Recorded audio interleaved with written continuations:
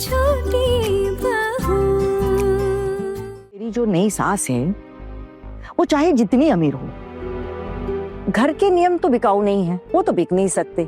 तो मुझे एक बात नहीं समझ आ रही कि तूने उसे बताया क्यों नहीं कि अगर कहीं जाना था तो किसी को बता कर जाती, क्यों छोटी? अरे अपनी सास को तो बता ही सकती थी। वैसे ठाकुर जी, मैं भी ना यही सोच रही थी कि सुहागरात के अगले दिन बहू जाएगी भी कहाँ? हाँ, और पड़ोसियों ने देख लिया तो छी छी छी छी क्या कहेंगे हमारे घर के बारे में। तो क्या हुआ चाची जी, वो लड़की आई है नई, वो तो अमीर माँ की बेटी है, उसी के पैसों से मुंह बंद कर दीजिएगा पड़ोसियों का। देख बड़ी बहू, तू ना मुझे ताने मत मार, ये सब मैं बर्दाश्त नहीं करूंगी।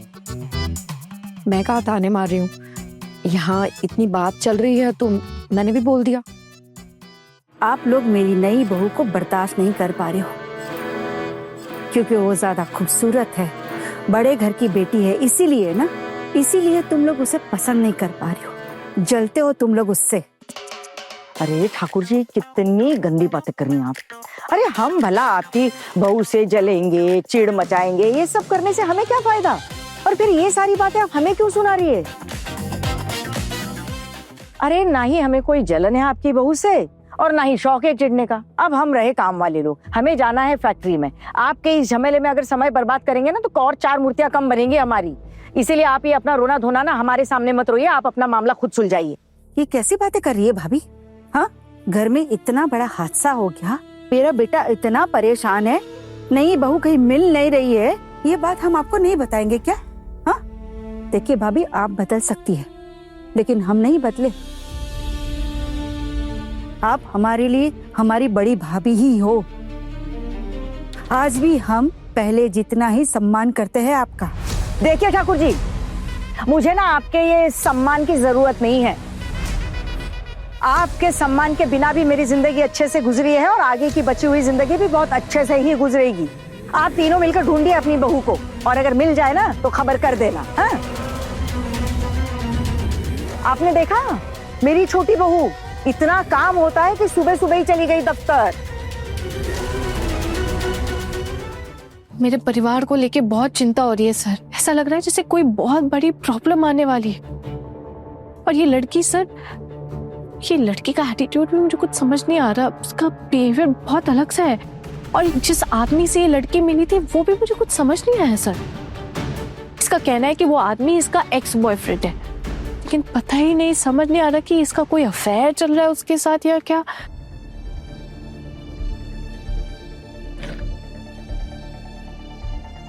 अगर अफेयर होता तो शादी क्यों करती? एग्जैक्टली सर, मेरा भी यही सवाल है। अगर इसका अफेयर होता तो ये मेरे जेठ जी के साथ शादी क्यों करती? और एक बात बोलूं सर, इस शादी का ना तो कोई मतलब ही नहीं बनता, ये शादी तो होनी ही नहीं चाहिए थी। सर उसे पता है कि मेरे जेठ जी की दूसरी शादी है, और जब वो पहली बार हमारे घर आई थी ना सर, तब तक तो उनका डिवोर्स भी नहीं हुआ था।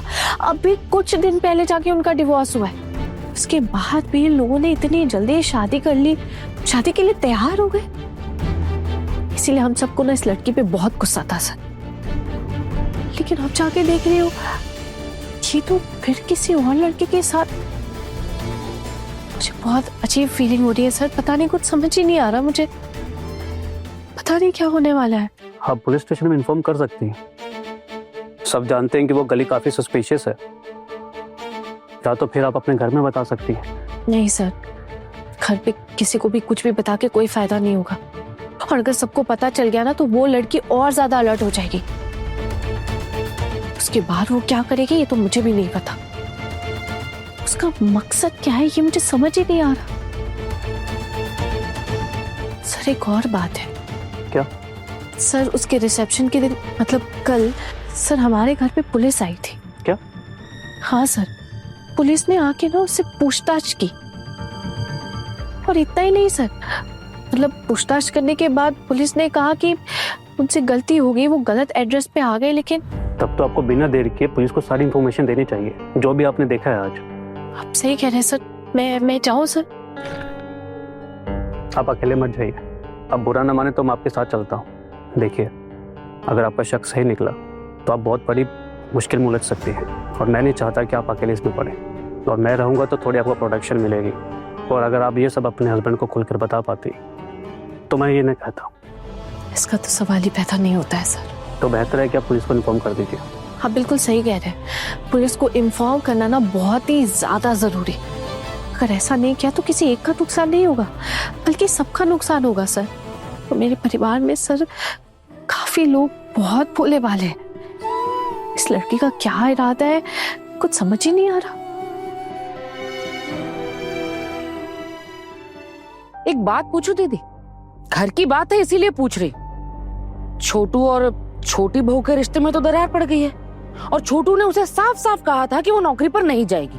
फिर भी आपकी छोटी बहू नौकरी पर चली गई और वो भी जल्दी जल्दी। तो फिर क्या तय किया है उसने? वो अब भी नौकरी करेगी? क्या है ना छोटी, अब मेरी छोटी बहू जो है वो अलग इंसान है, मैं अलग इंसान हूँ। अब छोटी बहू का सवाल तो मुझसे पूछेगी तो जवाब कैसे दे पाऊंगी? इसीलिए ये जो सवाल है ना, ये तू छोटी बहू से ही पूछ, वही तुझे जवाब देगी। भाभी, आपकी छोटी बहू किसी की सुनती कहाँ है? क्या है ना ठाकुर जी, फिलहाल आप अपनी नई दुल्हन के बारे में सोचिए, मेरे बहू के बारे में सोचने की जरूरत नहीं है। अब आपकी नई दुल्हन इतनी अमीर, उसके माँ का इतना पैसा, लेकिन वो क्या है, वो जो पैसे हैं वो आपकी नई दुल्हन के नहीं, वो उसकी माँ के हैं। तो शायद वो आप लोगों की दो चार बातें सुन भी ले, लेकिन मेरी छोटी बहू वो अपनी मेहनत से अपनी रोजी रोटी कमाती है, इसीलिए उससे कुछ भी कहने से पहले दो चार बार सोच लीजिएगा। अब वो अपनी जिंदगी अपने तरीके से चलाती है। चलो बड़ी, निकलते हैं। इनकी माथापच्ची में अगर समय बर्बाद किया तो मूर्तियां बनानी रह जाएंगी। चलो ठीक है माँ, आज निकलते हैं। हाँ हाँ, आजकल तो नया चल रहा है इन लोगों का। सुबह सुबह जैसे तैसे खाना बनाया और निकल गए घर सुना छोड़कर सबके सब। ठाकुर जी, बात ऐसी है कि हम काम वाले लोग हैं, हमें अपना पेट पालने के लिए काम पर जाना पड़ता है। हम आपके जैसे नहीं है ना, काम के ना काज के, दुश्मन अनाज के। हम तो मूर्तियां बनाते हैं, आप क्या करती हैं? दिन भर मोहल्ले में टेल कर चुगलियां करती रहती है। आपके पास तो कोई काम धंधा है नहीं, लेकिन हम अपनी फैक्ट्री चलाते हैं। और अगर बहुएं भी अपना खाना ना बनाए तो चल जाएगा, बस हमें एक नया रसोइया रखना पड़ेगा अपने घर के लिए। अगर मेरी बहुएं खाना बनाने का समय बचा लेना तो और भी मूर्तियां बनाने का समय मिलेगा, काम बड़े अच्छे से चलेगा। मुझे लगता है अब बड़ी हमें ना एक रसोइया रखना ही पड़ेगा। ठीक है। क्या कहा आपने? हमारे घर में रसोइया? हमारे घर में नहीं बोलतू, मेरे घर में रसोइया रखना पड़ेगा।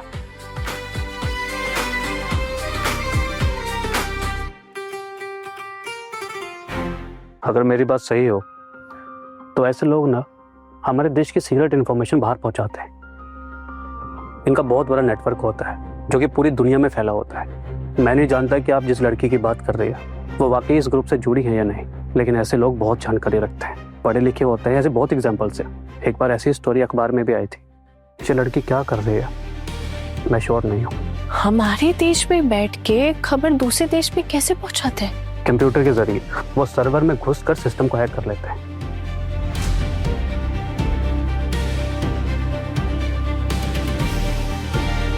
सर अगर ऐसी बात है तो मुझे आपको एक और बात बतानी है। आपके लिए बात जानना बहुत जरूरी है सर। बताइए। देखिए, आप मेरी बात का गलत मतलब मत निकालिएगा सर। जब पुलिस आई थी ना रिसेप्शन में तो मुझे उस लड़की पे थोड़ा शक हो गया था। थोड़ी देर के लिए मैं उसके कमरे के बाहर छुपकर उसकी बातें सुन रही थी सर वो उसके एटीट्यूड की वजह से बस मुझे थोड़ा शक हुआ था। पता नहीं मैं आके आपको कैसे बताऊं सब। अरे जब आप कह ही रही है तो पूरी बात कहिए ना। सुहागरात के दिन जब उसका पति उसके पास आना चाहा तब उसने कहा कि उसने 6 महीने का कोई व्रत रखा है जिसकी वजह से वो। ओके, 6 महीने का मिशन है उसका और उसको एक सेफ घर चाहिए अंडरग्राउंड रहने के लिए, इसलिए उसने आपका घर चूज किया। सर ये क्या बोल रहे हैं आप? तो हाथ पाँव कांप रहे हैं सुनकर। देखिए, अगर वो हमारे देश के लिए काम कर रही है तो पुलिस को पता चलने में भी कोई डर नहीं, लेकिन अगर वो हमारे देश के खिलाफ काम कर रही है तो पुलिस को पता चलते ही उसका इंतजाम कर देंगे।